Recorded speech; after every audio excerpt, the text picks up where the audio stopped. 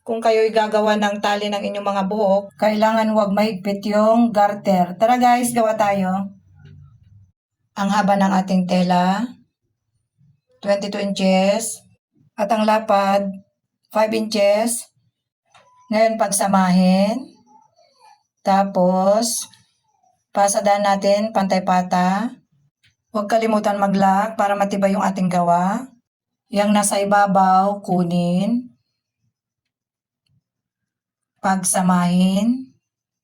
Tapos yung nasa ilalim, kunin at pagsamahin. Ilalim to ilalim, ibabaw to ibabaw. Tapos pasadaan natin pantay-pata. Ganito lang ang inyong gagawin para hindi kayo malito. Kasi yung iba kasi dinedirekta nila yung garter. Huwag kalimutan magtira dyan ng pagbaliktaran 2 inch. Ngayon, baliktarin.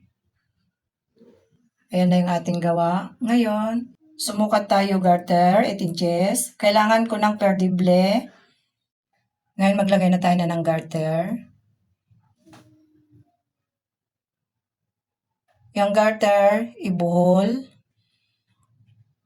Mapayat lang ang gagamitin yung garter ha. Tapos bawasin ang sobra. Diyan sa open, pasadaan natin 1/16, paikot hanggang dulo.